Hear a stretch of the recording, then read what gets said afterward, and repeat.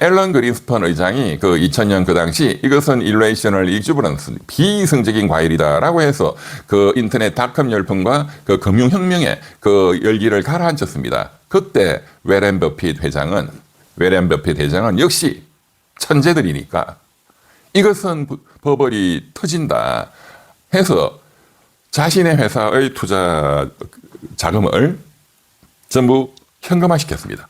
예. 그리고 현금화하라고 많은 미국 국민들에게 또 전 세계 투자자들에게 권고했습니다. 그때 많은 사람들이 이제 워렌 버핏도 총기를 잃었다. 천재기가 없어졌구나. 계속 오르잖아. 그러나 6개월, 1년 후에 그 버블은 결국 터졌죠. 예. 그게 닷컴 침체입니다. 닷컴 침체. 우리도 뒤늦게 그때 이제 IMF 이후에 닷컴 열풍에 올라탔고 또 우리 역시도 심각한 또 침체를 겪어서 카드 대란 사태니 엄청나게 또 터졌죠. 네. 그때 그 워렌 버핏 회장이 자, 봐, 내 말이 맞잖아. 어? 그때 워렌 버핏이 제시한 지수가 있습니다. 지수. 이 주식시장이 과열인지 아닌지, 그래서 워렌 버핏은 돈을 빼는 타이밍이 언젠지를 제시하는 지수가 워렌 버핏 지수입니다. 버핏 지수입니다. 분모는 미국의 GDP입니다. 우리나라 같으면 대한민국의 작년 1년 동안의 GDP입니다. 2,500조 정도 되죠. 분자는 뭐냐? 그 주식시장의 시가총액입니다. 시가총액. 그 당시에 1999년, 2000년 그 당시에 이것을 계산을 했더니 워렌 버핏이 계산해 보니까 이게 100이 넘어가면 그 미국의 GDP 1년 총 생산보다도 주식시장의 주식의 시가총액이 100% 한 배를 넘었으면 과열이 시작된다라는 겁니다. 1.5배, 150 이상이 되면 심각한 과열이고 거품의 붕괴를 우려해야 된다. 예, 그때 미국의 버핏 지수가 150이었습니다. 그래서 워렌 버핏이 팔아라고 권고했고 본인의 워크시 회사는 그 현금화 시켰습니다. 그리고 6개월 후에 붕괴가 시작이 되었죠. 그래도 앨런 그린스펀이라는 그 위대한 그 연준 이사회 의장이 있었기 때문에 사람들이 좀 사전에 이거 현금화 시켜야 되겠다. 비이성적 과열이다라는 판단을 많이 하게 됐기 때문에 붕괴가 좀 이 급격한 하드 랜딩이 아니라 소프트 랜딩으로 잘 이끌 수 있었다. 그런데 지금 작년에 워렌 버핏 지수가 미국에서 계산돼 나왔습니다. 얼마일까요? 100 얼마일까요? 100대일까요? 230입니다. 230. 2000년도 닷컴 붕괴 때 150이었는데 작년 12월 말 기준으로 230을 넘었습니다. 그러면 미국도 너무나 위험한 거죠. 우리나라는 계산하면 얼마나 될까요? 우리나라는 그것을 계산할 수 있는 능력 있는 기관이 없습니다. 그냥 추측컨대 제가 보기에 350을 넘었을 것이다. 왜? 미국의 주가 상승률이 작년 1년 동안 약 25%인데 우리는 그 2배 이상 60%를 넘었기 때문에 네, 네, 아마도 버핏 지수가 350 이미 터졌어야 됩니다. 그것을 억지로 정부가 돈을 풀어서 또 틀어막고 있고 암 수술해야 되는 환자한테 계속 몰핀 주사를 때려받고 있는 너무나 걱정스러운 현실이고 또 뭐 행인지 불행인지 모르겠지만 반도체 열풍이 또 세계적으로 불고 있기 때문에 삼성전자, SK하이닉스가 그것을 건건히 떠받치고 있다. 이렇게 봐야 되겠죠. 그러니까 현명한 앨런 그린스펀 같은 현명한 중앙은행 총재라면 우리나라 이창용 한국은행 총재가 현명한 현자라면 돈을 유동성을 줄여야 됩니다. 금리를 올려야 됩니다. 이중금리제를 써야 된다 했죠. 자영업자 그리고 저소득층의 은행 대출 금리가 올라가면 안 되기 때문에 가진 자들, 기관들 한테 또 부동산 기업들 특히 고금리 정책을 쓰고 돈을 빨아들여야 됩니다. 유동성을 M2를 줄여야 됩니다. 네, 그래서 미국이 20% 25% 정도 엔비디아를 위시한 그 많은 혁신 기업들이 있는 미국도 이 주식시장의 과열, 제가 보기에는 그냥 레이셔널, 합리적 과열인데 미국 연준 파월 의장이 고금리 정책 내지는 금리 인하를 쓰지 않았던 겁니다. 네, 트럼프의 그런 가전 협박에도 불구하고. 그런데 만약에 5월 달에 지금 지명받은 케빈 워시 새로운 그 연준 이사회 의장 지명자는 어떻게 할까요? 한 2주 전에 케빈 워시가 지명되고 그리고 케빈 워시의 그 멘토 스승 드라켄 밀러 투자자 쿠팡에 투자한 케빈 워시도 쿠팡의 사회이사죠. 드라켄 밀러와 케빈 워시는 중앙은행 독립성을 자신의 철학으로 하는 사람들이다. 인플레이션을 잡는 것을 가장 중요하게 생각한다. 중앙은행의 독립성, 중앙은행의 본래적인 역할, 달러 가치를 보호하는 것을 가장 중시한다. 그 말은 고금리 정책, M2 유동성을 줄이는 역시 트럼프 입장과 다른 거죠. 그런 철학을 갖고 있는 사람들이다.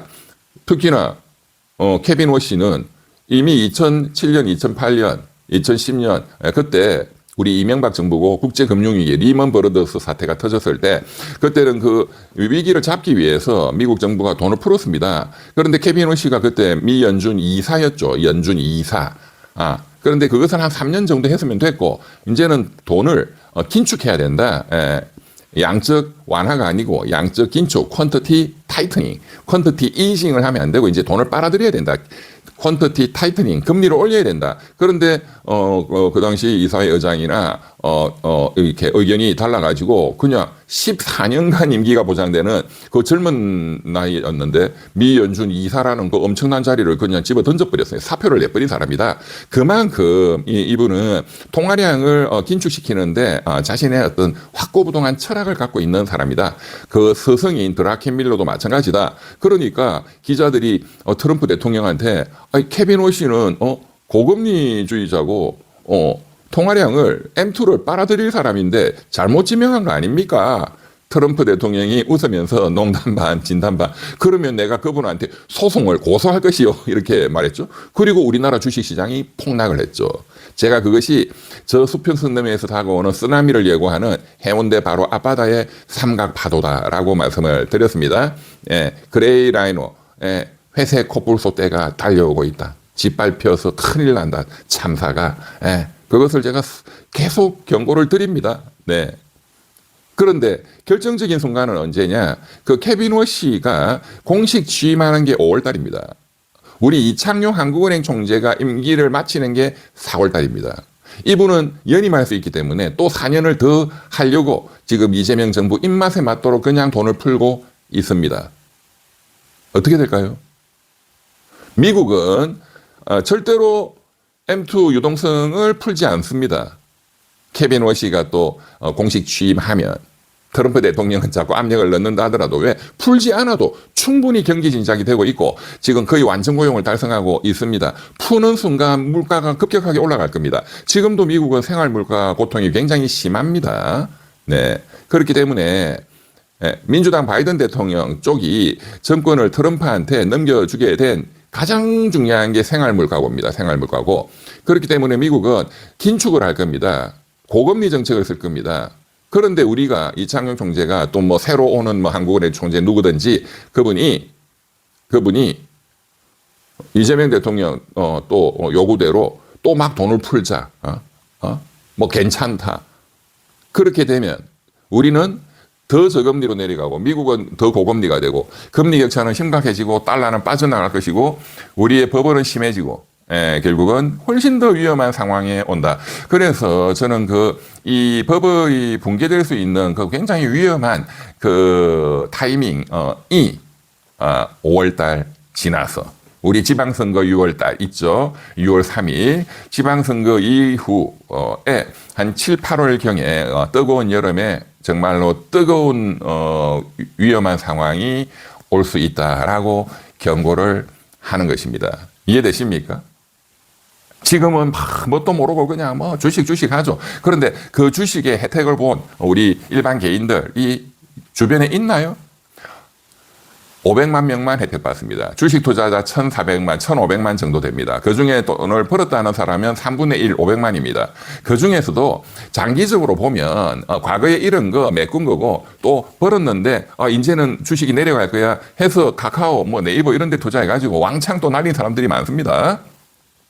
대부분 다 개미는 날립니다.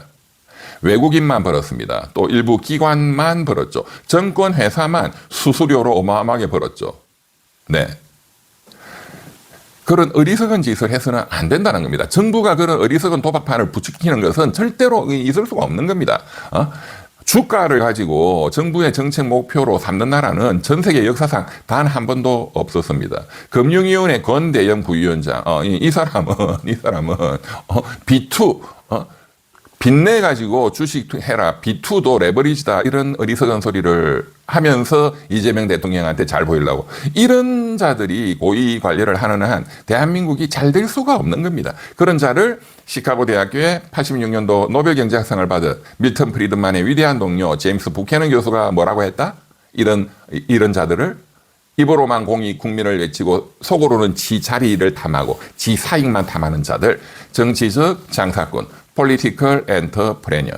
최근 한 달 동안 보면 이 엄청난 이 경제적 위기, 또 뭐 검찰의 폐지, 여러 또 사법부의 무죄, 김건희 무죄, 이런 너무나도 위험한 한강물을 얼어 있는 겨울 한강을 지금 우리가 건너가고 있는데 3분의 1도 못 왔는데 지금 얼음이 깨지고 있는 이런 상황에서도 민주당은 집권청은 친명 친청으로 지금도 그냥 이제 원수처럼 싸우고 있습니다. 아마 이 싸움은 5년 내내 지속될 것 같습니다. 아마도 제가 예상컨대 7, 8월 여름에 버블의 붕괴가 시작된다면 이분들은 쓰나미처럼 아마 자신들을 지금 잘한다, 코스피, 내 돈 좀 먹었다 하는 사람들이 나서서 아마 몽둥이를 들 겁니다.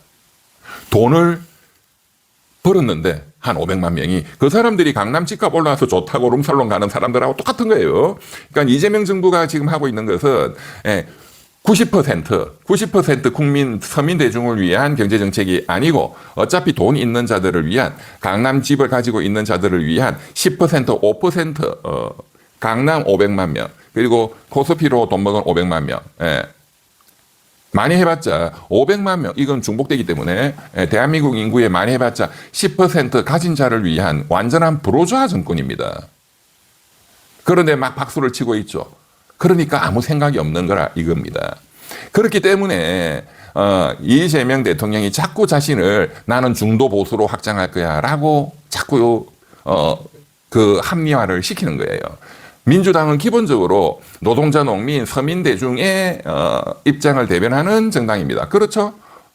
우리가 계급투쟁이라는 말을 잘 안 쓰는데 계급적으로 분석하면 계급 정당들이에요. 다 국힘이 그런 상위 강남 5% 500만 명 이 사람들을 대변하는 가진 자들을 대변하는 보로자 정당이고 민주당은 서민 대중을 위한 정당이어야 합니다. 피플 정당, 프롤레타리아를 포함한 피플을 대변하는 정당이어야 하는데 지금 이재명 정부가 하는 경제 정책은 완전한 부르주아 정당입니다. 그러나 부르주아라도 왕창 잘 살고 그냥 트링클 이펙트, 트링클 다운, 뭐 떡고미라도 떨어지는 경제라도 되면 모르겠어요. 그런 경제도 안 된다 이거야. 고용률은 더 떨어지고 있죠. 성장률은 높아지지만 반도체 AI가 그러나 고용은 하지 않습니다.